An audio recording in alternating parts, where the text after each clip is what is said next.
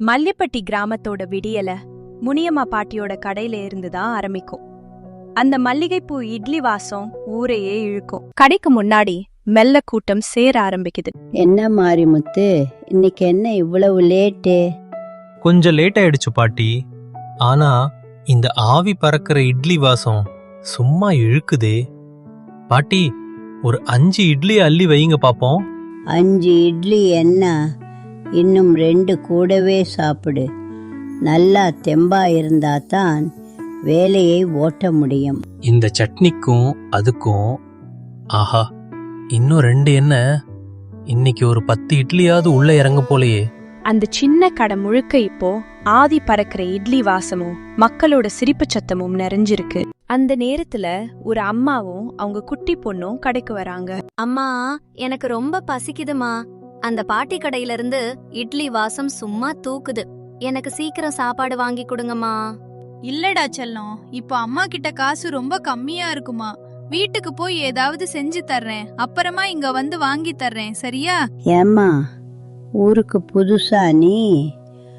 புள்ள பசிக்குதுன்னு கேக்குறா, நீ என்னடானா காசு இல்லைன்னு சொல்ற? காசு இருந்தா தான் இங்க சாப்பாடா? முதல்ல இங்க வந்து உட்கார வை அவளை. இல்ல பாட்டி, அது ஒன்னும் சொல்ல வேண்டாம். காசு அப்புறம் கொடுக்கலாம், இல்லைன்னா விடலாம். அது ஒன்றும் பெரிய விஷயம் இல்லை. பாட்டி பேசிக்கிட்டு இருந்தப்போ அங்க பண்ணையார் வந்தாரு. என்ன முனியம்மா, கடை எப்படி போகுது? இட்லி இருக்கா இல்லையா? யாருமா இவங்க? நம்ம ஊருக்கு புதுசா இருக்காங்க போல. ஆமா பண்ணையாரே, அவங்க ஊருக்கு புதுசுதான். உங்க பண்ணை வீட்லயோ இல்ல தோட்டத்திலேயோ ஏதாச்சும் வேலை இருந்தா சொல்லுங்க ஐயா. அப்படியா முனியம்மா, நீயே சொல்லிட்ட. அப்புறம் என்ன, நம்ம தென்னந்தோப்புல இப்போ தேங்காய் மட்டை அள்ளவும் களை எடுக்கவும் ஆளு தேவைப்படுது. நாளைக்கு காலையில அப்படியே என் பண்ணை வீட்டுக்கு வந்துடு. ரொம்ப நன்றிங்க ஐயா. ரொம்ப நன்றிங்க ஐயா. பாட்டி, நீங்க செஞ்ச உதவிய நான் என்னைக்கும் மறக்க மாட்டேன். சரி முனியம்மா, எனக்கு 2 இட்லி எடுத்து வை. இதோ தர்றேன் பண்ணையாரே. நீங்களும் அப்படியே உட்கார்ந்து 2 பேரும் சாப்பிடுங்கம்மா. பாட்டி கடையில இருக்க கூட்டத்தை பார்த்து ரகுவுக்கு பொறாம வர ஆரம்பிச்சது. ராத்திரி முழுக்க ரகு அதையே நினைச்சுக்கிட்டு இருந்தான். பாட்டிக்கு எதுக்கு இவ்வளவு செல்வாக்கு? எல்லாம் அந்த பண்ணையார் கொடுக்கிற தைரியம்தான். நாமளும் ஒரு ஹோட்டல் ஆரம்பிச்சு அவ கடைக்கு வர்ற வழித்தடத்தையே மாத்திடுவோம்.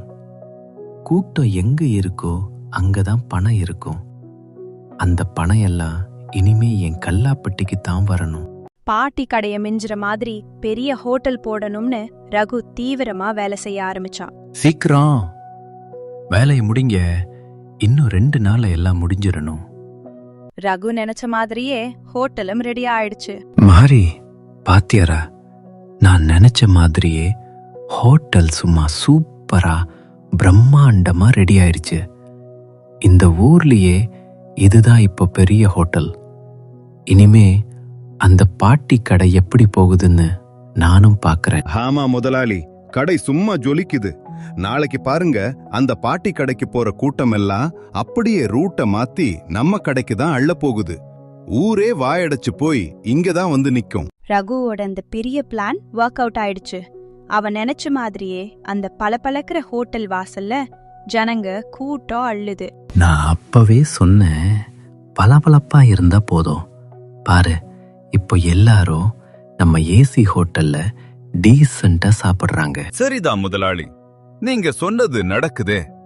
எல்லாரும் இப்போ நம்ம ஏசி ஹோட்டலுக்கு தான் வர்றாங்க. ஆனா பாட்டி கடையில யாரும் வரல. பாட்டி யாராவது வருவாங்களான்னு காத்துக்கிட்டே இருந்தாங்க. அடிக்கடி வர சில பேர் தான் இன்னும் பாட்டி கடைய தேடி வந்தாங்க. பாட்டி, இன்னைக்கு கடையில கூட்டமே இல்லல? ஆமாப்பா, இன்னைக்கு யாரோ புதுசா கடை திறக்கிறாங்களாமே, அதான் கூட்டமே இல்ல. ஆமா பாட்டி, நானும் கேள்விப்பட்டேன். சாப்பாடு நல்லா இருக்குன்னு சொல்றாங்க. சரிப்பா, நல்லா இருக்கட்டும். நம்ம சாப்பாடு சாப்பிடுறவங்க இருக்காங்களே, அதுவே போதும். ரகுவோட ஹோட்டல்ல கூட்டம் கொஞ்சம் குறைய ஆரம்பிச்ச நேரத்துல பண்ணையார் அங்க வந்தாரு. வாங்க பண்ணையாரே, ஒரு வாய் வந்து சாப்பிட்டு போங்க. என்ன ரகு, ஊரே இத பத்தி தான் பேசுது. ஏசி எல்லாம் போட்டு பலபலன்னு கடை அமர்க்கலமா இருக்கு. எல்லாம் உங்க ஆசிர்வாதம் தான் ஐயா. அந்த பழைய பெஞ்சு, புழுதி, வேர்வை இதெல்லாம் இனிமே இந்த ஊர் மக்களுக்கு தேவையில்லைன்னு தான் இதை செஞ்சேன். நீங்க வந்து ஒரு வாய் சாப்பிட்டு பாத்தீங்கன்னா அதுவே எனக்கு பெரிய பெருமை.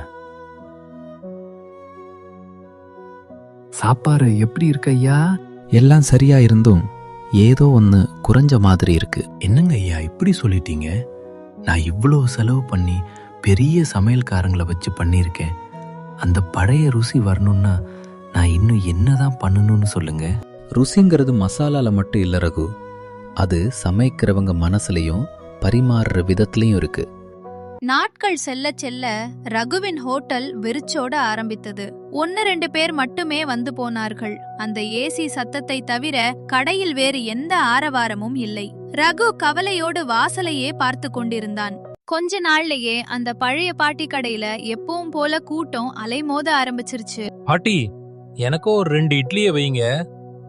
அந்த ரகு கடையில ஏசி காத்து வேணா பலமா வருது, ஆனா உங்க கை இட்லி மாதிரி ருசி அங்க வரமாட்டேங்குது.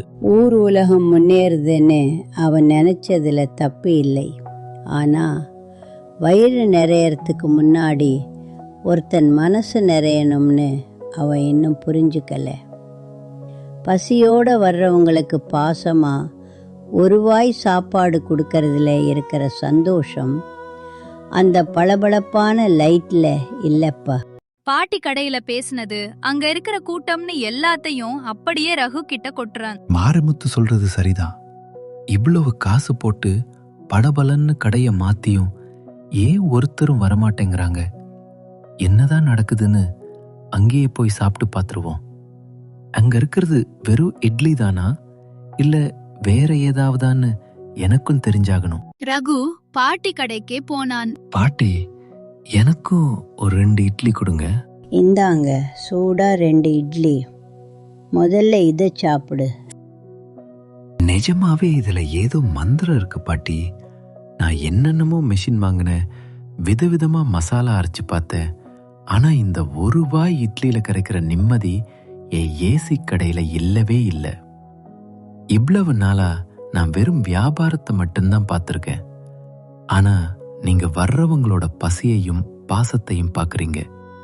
என் கடை பளபளப்பெல்லாம் இந்த ருசிக்கு முன்னாடி ஒண்ணுமே இல்ல பாட்டி.